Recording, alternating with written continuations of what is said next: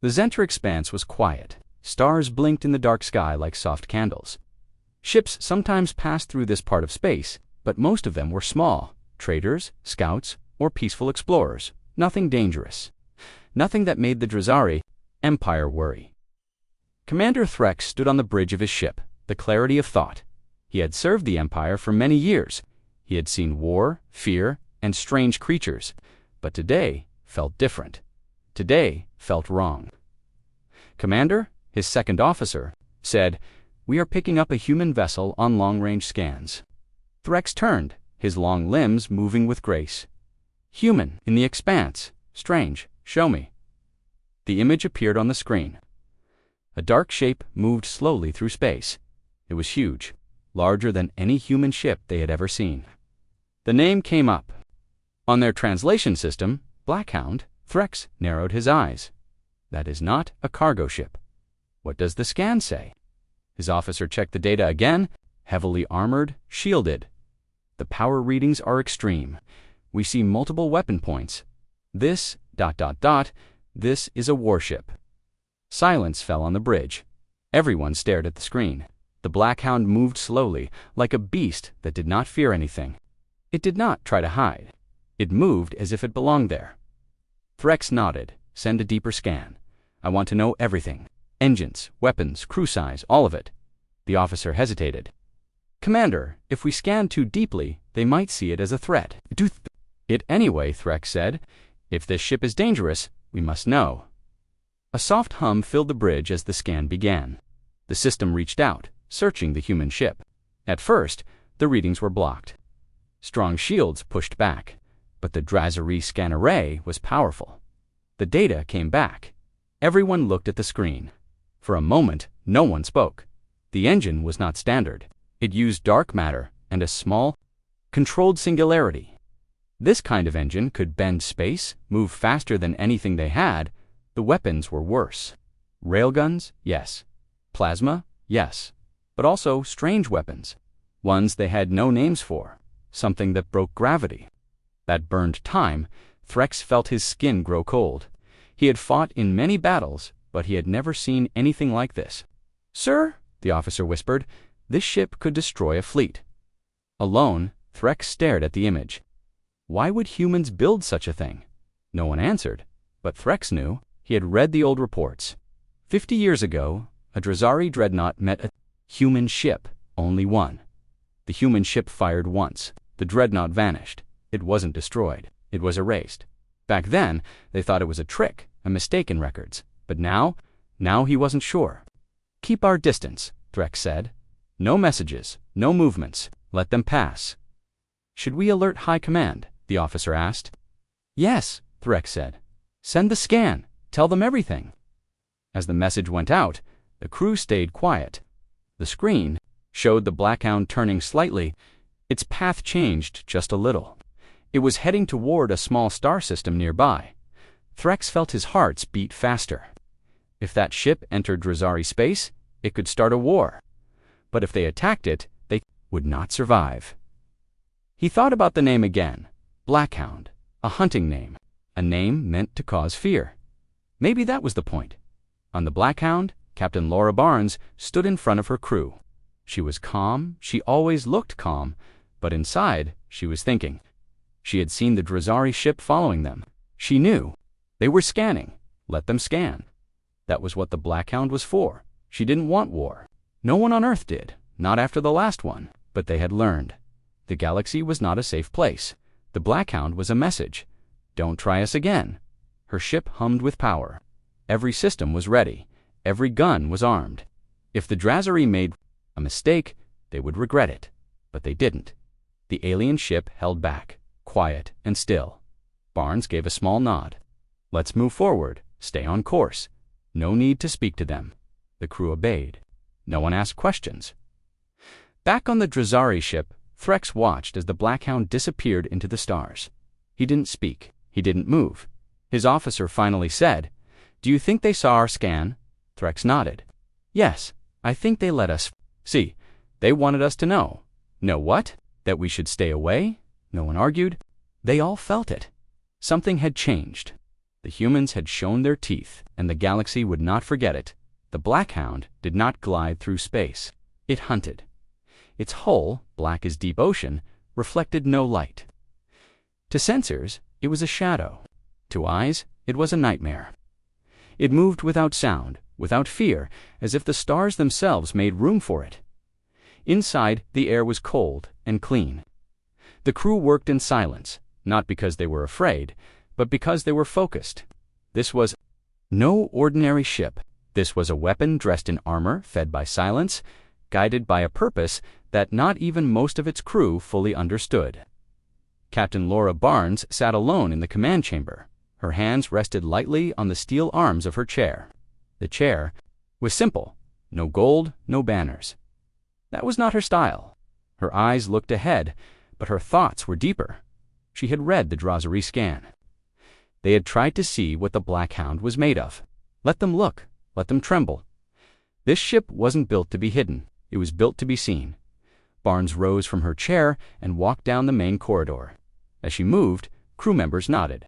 Respectfully, none stopped her. None asked questions. She was the kind of leader who gave orders only when she had to. The kind who didn't need to shout to be obeyed. She reached the core chamber, where the heart of the ship pulsed with blue. Light.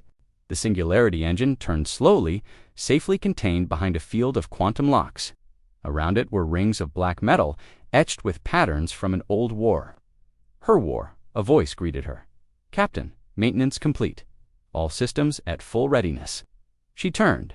Chief Engineer Sam Doyle stood nearby, grease on his hands, tired eyes behind clear goggles. Thank you, Sam, she said. Anything new from the Drozari? He shook his head. They're quiet, watching, but they won't follow. They understand, she said softly.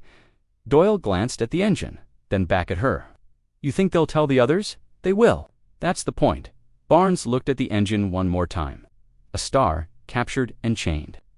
Once, this kind of power would have been used to build cities. Now it made people stay in line. She returned to the bridge. Her second-in-command, Lieutenant Nora Hayes, stood by the main display. Report. We are approaching the asteroidal drift, Nora said. Scans show no hostiles. Drozari ship is out of sensor. Range good, Barnes replied. She looked at the stars ahead. The Black Hound had a new mission. A quiet one. They were not here to fight, but if a fight came, they were ready. Nora watched her closely. Captain, do you think it was wise to let the Drozari scan us so easily? Barnes gave her a small smile. That wasn't a mistake. That was an invitation to what to remember. There was a story behind every plate of the Black Hound's armor. Some told of battles won, others of cities lost. Earth had nearly fallen once. Humanity had begged for peace, but peace never came. So they built this ship, a ship with no mercy in its voice, a warning in every move. The crew didn't dream of medals, they didn't expect thanks. They just wanted one thing, to make sure no enemy ever forgot what Earth had become when it had no other choice. Captain Barnes closed her eyes for a second. She remembered a small moon, a burning sky, a friend's final words. She remembered the silence after the enemy stopped talking. The Black Hound moved forward again into the drift, into the dark, and behind it, far away, the Drozari ship turned and left without a word. Commander Threx did not sleep. Not that night, not after what he had seen. He stood alone in the scan chamber of the clarity of thought, staring at the data. Rows of alien numbers and shapes filled the air in glowing streams. They twisted and folded like living things. The Drozari were a proud species, logical and sharp, but tonight, even their machines hesitated. Threx replayed the scan. He watched as the array pierced through the human ship's defenses. He watched as it reached the engine core. He watched as the data came back broken. The system didn't fail. It recoiled. No scan had ever done that before. It was as if the Black Hound had reached back and stared into the scanner. He summoned the ship's science officer, a young Drozari named Kaylin. Her skin shimmered with nervous heat as she entered. Commander, she said, voice steady but eyes wide. I've reviewed the scan multiple times. There's no error. The readings are real. Show me again. From the beginning, Kaylin raised her hand, and the scan unfolded before them. They saw the surface of the Black Hound. Armor, but not normal. It absorbed heat, light, even thought. Beneath it, layers of adaptive plating, hardened by what looked like neutron-bonded alloys. Then came the shielding gravitic, kinetic, and something else. Something unnamed. And the weapons. The Drazari knew railguns. They respected plasma, but the Blackhound carried more. Strange apertures shaped like split triangles. Heat signatures colder than space. Turrets that bent inward, facing the ship itself, as if they folded space through themselves. We labeled them gravity rippers, Kalen whispered. But that's just a guess. Threx stepped closer. And this one, Kalen paused. We don't know. The energy signature matches no known system. It may not fire in our dimensions. Threx did not answer. He simply watched. Then. The core. Dark matter. That much? Was clear, wrapped around a singularity, possibly stabilized by human-engineered lattice fields. A pocket star, built and bound, humming quietly in the center of the ship. If unleashed, it would collapse everything around it. Why build this? Threx asked, more to himself than to Kalen. Why would a species make something like this? Kalen? Look down. They call it the Blackhound. A name meant for pursuit, not for peace. Threx turned away from the scan. He walked to the window, looking out at the stars. The humans are different now, he said, his voice quiet. 50 years ago, we tested them. One dreadnought against one human ship. We thought we were clever. We thought they were weak. Kalen didn't respond. The story was not told in public, but every high-ranking officer knew it. That ship, Threx continued, didn't fire missiles or plasma. It didn't even move. It just ... turned, and our dreadnought ceased to be. Not destroyed, gone, he remembered. The old message, the one sent across the Empire afterward. It had only 4 words: do not test Earth. He turned back to the scan, watching the ghostly shape of the Blackhound hover above the display. They didn't come here by mistake, he said. They wanted us to see this. They wanted us to know what they carry. Kalen frowned. A threat, a reminder. The display flickered for a moment. The ship had moved again. It was heading deeper into the expanse, slow and steady, not hiding, never hiding. Threx knew then that this was not a scout ship, not an ambassador. This was something worse. The Blackhound was the kind of ship you send not to start a war, but to stop one before it begins. He gave the order quietly. Send the scan to High Command. Include my message. Kalen nodded. What should we say, Threx? Stared at the stars. Tell them the humans have remembered who they are, and they want us to remember too. He stood there long after the data was sent. Alone with the silence, alone with the shape of a ship that did not belong in peace, a ship that hunted through stars without speaking, without mercy, and now without fear before she was a captain. Laura Barnes was a number. She had been Lieutenant number 4527, stationed aboard a support ship during the Earth-Manted War. Back then, Earth's fleet didn't look like it did now. The ships were gray, thin, and tired. The people inside were just as worn down. They fought not with pride, but with fear. Barnes remembered the DAGGRF-ALL. It was supposed to be a medical cruiser, lightly armored, barely armed. She had been assigned to it after her shuttle was destroyed in a manted ambush. The Daggerfall was not meant to be in combat, but the galaxy didn't care what ships were meant for. The siege of Europa had started, with silence, no alarms, no warnings. One minute they were watching Europa's frozen surface, and the next, fire lit up the sky. Barnes had looked up through a reinforced viewport and watched 3 human ships vanish in seconds. Not explode, disappear. The Manted didn't believe in slow battles. They believed in complete erasure. On that day, the Daggerfall ran out of supplies, power, and options. Its weapons were too weak, its shields laughable. Yet it stayed. It fought Barnes, just a junior officer, took command after both her superiors died in the same instant. She remembered the blood on her sleeves. She remembered screaming at a half-functioning console, trying to launch an emergency kinetic strike. A final shot. She remembered hitting something. The explosion in space had been bright, unnatural. A manted cruiser buckled and folded like paper. That one strike saved dozens of ships, but no one cheered. There were no victors, only survivors, and the Daggerfall barely remained one. Barnes never forgot that moment, not because of fear, because of what came after. When she returned to Earth, they didn't celebrate her. They studied her. They scanned her brain. They asked her how she managed to control a broken ship, how she made it hit an enemy so precisely. She didn't have answers. She only had instincts. Those instincts earned her a seat in the Blackhound project years later. Now, standing on the deck of the most feared warship in human history, Barnes still felt the echoes of Europa. She still saw the white glare of death on the ice moon, and it reminded her why ships like the Blackhound existed. She walked through the lower decks. The walls here were plain, without color. This was where the veterans worked. People like Specialist Ron Carter, who had once pulled a wounded squad out of a burning drop cruiser with his bare hands. Or like Mia Lang, who had lost half her crew to a reactor burst but finished her mission before asking for help. None of them talked much. They had all seen the same look in each other's eyes. The past never left them. It traveled beside them like a shadow. Barnes entered the Blackhound's archive room. She tapped a console, and the holograms flickered to life. Battle reports, news clips, enemy data, and then, tucked in a secure folder, the Europa files. She opened them. The footage was old, grainy, but it still made her heart pound. There was the daggerfall, limping through debris, engines sparking. There was the shot, that single strike from an ancient launcher, flying into the dark. Then came the explosion. She paused the video, leaned forward. Even now, she didn't understand how it worked. She had read theories: unstable gravitational pockets, phantom resonance effects, pure luck. Some said it was a 1 in a billion chance. But luck didn't build ships like the Blackhound. Pain did. Barnes closed the file. Behind her, a crew member waited quietly.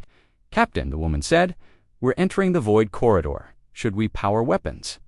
Barnes shook her head. "Not yet, but keep the shields ready. This space has seen ghosts." "Yes, ma'am." As the Blackhound glided through the corridor, stretch of dead space littered with wreckage from wars long gone, Barnes kept her eyes on the stars. She wasn't looking for enemies. She was looking for reminders. Reminders that humanity had once begged for peace, and that no one had listened. Now, the galaxy would listen. One quiet breath at a time, one ship at a time, the Blackhound moved on, its hull whispering through darkness that remembered everything. The Drazari High Command did not meet in a room. They met in a chamber of thought, deep beneath the shifting sands of Zarin Prime. 10 minds, 10 voices, linked by neural tides. They were not like humans. Their bodies were still, but their minds were loud, and today, the thoughts screamed. The scan report from the clarity of thought pulsed in the center of their gathering, each detail unfolding like a wound. The human warship Blackhound, a vessel that defied their logic, broke their equations. It didn't match anything in their archives. Weapons that erased mass, engines built from gravity scars, shields that bent causality. These things were not theoretical anymore. Arch-Counselor Drevik, oldest among them, tried to steady the panic. "It is only one ship. Perhaps their fleet is not so advanced." Counselor Rillan snapped back with silent force, her mind shape sharp as broken glass. "And yet that one ship could end ours. Are we to count on numbers while our stars burn?" Another voice joined Counselor Jorith, who had once seen a planet fall. "We pushed them once, remember? We sent a dreadnought. It never returned. The Blackhound is not their first monster, only their newest." The chamber dimmed as the projection shifted. An old transmission played, static, then a flash. A Terran, ship smaller than the Blackhound. It rotated once. Then the Drazari dreadnought disappeared. Erased in silence, Jorith whispered. And they said nothing. No claim, no threat. Only silence. Silence was more terrifying than noise. Drevik leaned forward, mind fracturing into caution. "So, what now? What do we send a message? A fleet? A warning?" Counselor Rylan answered, "We send nothing. We avoid. We erase this path from our charts. We do not test the humans again." It was not fear that guided her. It was memory. The chamber settled. One by one, the minds dimmed, retreating from the shared space. Only Drevik remained, watching the scan one more time. He focused on the Blackhound's movement. It was not random. It followed a pattern, a message. A reminder, humans had changed, not in form, but in belief. They no longer asked to be left alone. They moved through space as if they owned it. Dr. EVEK opened a secure line, not to warships, not to soldiers, to archivists. "Begin rewriting the records," he said quietly. "Update the status of Earth." "To what designation?" the archivist asked. Dr. EVK paused, watching the warship turn slowly in the void. "Predator-class civilization," he said, and then he ended the call. The message arrived as a whisper, hidden inside harmless signals. No grand transmission, no banners, no formal preamble. It came wrapped in an old Terran trade protocol one used by farmers and water merchants. A peace request dressed as trivia. Captain Barnes sat at her desk when the signal was decrypted. It played on a private channel. No one else heard it, just her. A Drazari voice spoke, measured and careful. "Greetings from the Drazari Council. We wish no conflict. We offer safe passage, updated star charts, and mineral rights in Sector 19C. We ask for a continued distance." That pause, that hesitation. Barnes caught it. It wasn't a treaty. It wasn't even negotiation. It was surrender, written in calm language. She played the message again, slower this time. No threats, no terms, just an offering and a request. "Stay away, let us breathe." Barnes leaned back. The lights in her quarters were low, the stars outside, distant and uncaring. The Blackhound had spoken, not with words, but with existence. She sent for Lieutenant Nora Hayes. "We got a message," Barnes said. Nora raised an eyebrow. "Friendly, too." Friendly, they gave us updated star lanes and mineral maps, even cleaned nav data on 3 rogue comets. No mention of trade. Just ... tribute. Nora frowned. "Do we respond?" Barnes thought for a long moment. "No, they already heard what we needed to say." Nora nodded slowly. She understood. The Blackhound was diplomacy now. A ship that didn't speak because its shape was enough, because its silence made enemies build borders around it. On the bridge, the helm officer reported a course correction. "Captain Drazari, patrols have cleared Sector 19C. We can pass through." "Then we pass quietly," Barnes said. "Let them believe we're not interested. That's what they want. That's how peace survives. By pretending the predator isn't hungry." Nora asked. "No," Barnes replied. "By reminding them it doesn't need to be." And so, the Blackhound moved on, leaving behind no scorched fields, no wreckage, no grave markers, only silence. The most polite kind of fear. The Blackhound was born in a dry dock, with no name. Its blueprints were not filed with Earth's public shipyard registry. Its designers spoke in quiet rooms beneath old cities that no longer hosted parades. The hull was forged in silence. The crew, chosen before the ship even had a spine. It did not have a sister ship. It had no fleet. It was alone by design. There were whispers even among the Earth Federation about what the Blackhound truly was. Some said it was revenge given engines. Others believed it was humanity's shield, raised after too many betrayals. Some claimed it had no crew at A Lonely Ghosts. Captain Barnes knew the truth, though even she rarely spoke it. The Blackhound was a promise that humanity would never again wait for diplomacy to catch up to danger. She stood in the strategy core, a spherical chamber deep in the ship's center. It pulsed with memory, not data. Memory. Thousands of engagements, tactical replays, warnings encoded in fragments of loss. Cities turned to ash, moons torn open. Each file was a reason the Blackhound existed. Lieutenant Nora Hayes entered her boots, making no sound on the gravity-dampened floor. "Request from Fleet Command," she said. "They want to know our purpose in Drazari space." Barnes smiled faintly. "They built this ship and still ask that." Nora hesitated. "Do you want me to answer?" "No. Let them wonder. Let everyone wonder. That's the point." The core rotated slowly around them. An old recording began to play. A city burning on Titan's surface, static, then silence, then a single human ship launching from the wreckage. "That was the day they stopped seeing us as prey." Barnes said. Nora said nothing. She didn't have to. The Blackhound had no banners, no glory. Its purpose was not pride. Its mission was memory. Not just to defend, to prevent. to remind the galaxy that there was once a species that begged for peace, and that begging had ended. It carried no diplomats. It carried the answer to the question, what happens if Earth says nothing at all? And still, it moved forward, quiet as always, teeth hidden beneath metal skin.